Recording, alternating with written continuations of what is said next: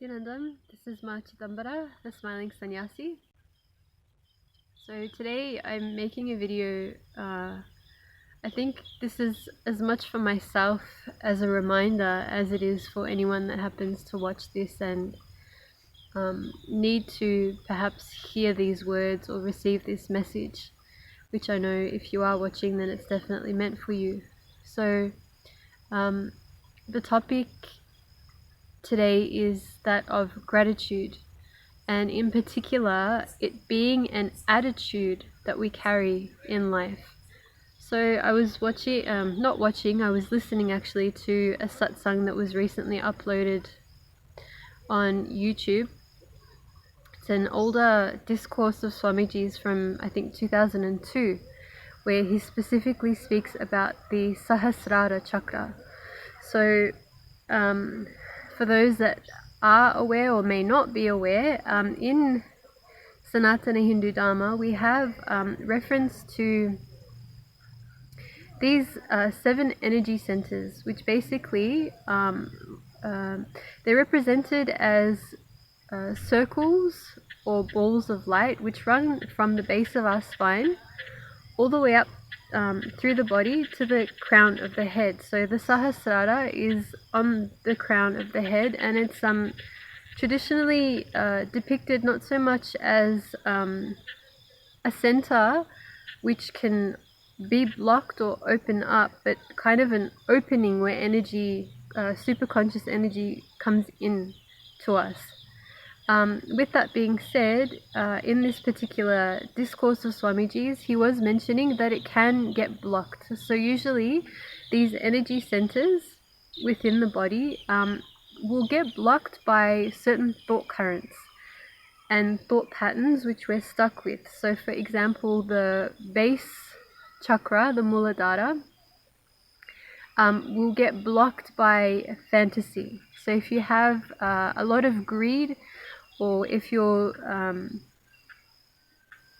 not living your life based off of the reality of things, but more so in a fantasy kind of a land, that will block the Muladhara. And likewise, I've made a video recently about the heart center, which is the center which radiates love, but will get blocked if you have any patterns of attention need.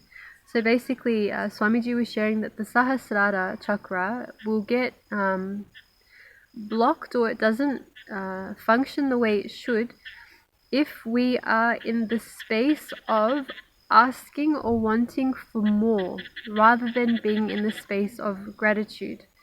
So when all of our chakras are completely healthy and open, we will be living as enlightened beings, radiating as enlightened beings. So this is the way that we ultimately want to be living our lives, free from any kind of desire, suffering, pain, whatever is there. We when all the energy centers are functioning properly and opened, then we are living at an absolute peak.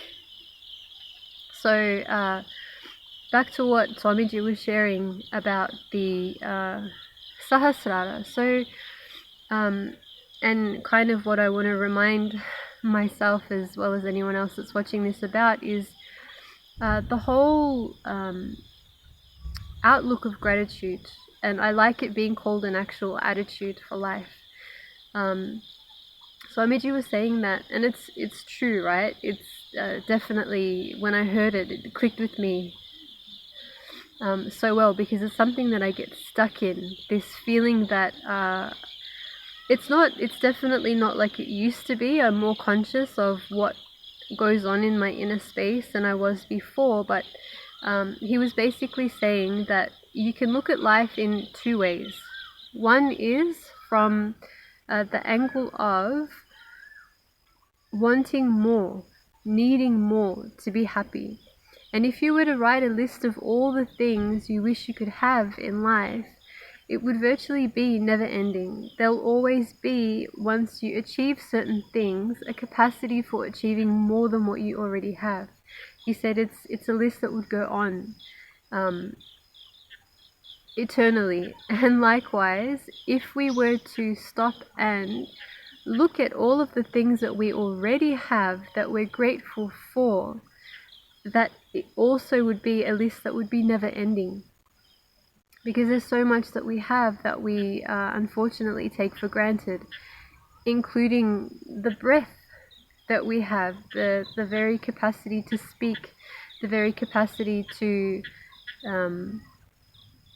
enjoy ourselves the way we do. So it's one thing that I find myself praying for things, but now I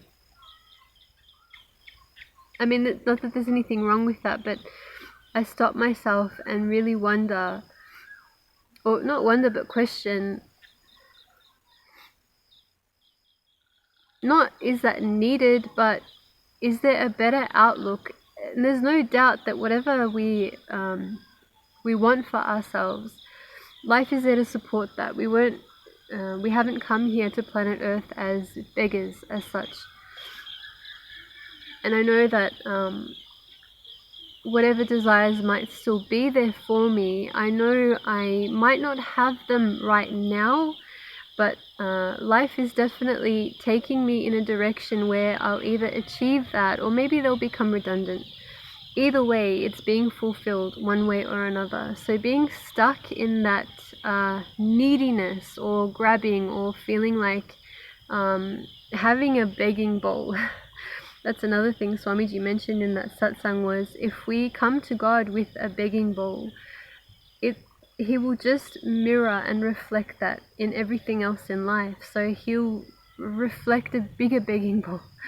So likewise, when we come with this, approach Him with a space of gratitude and a space of thanking for what we have, likewise we'll also be showered with a similar response in life. So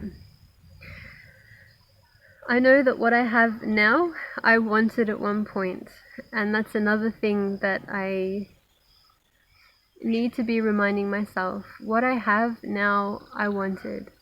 And desires may mature, it's natural. Until we get enlightened, they will be there.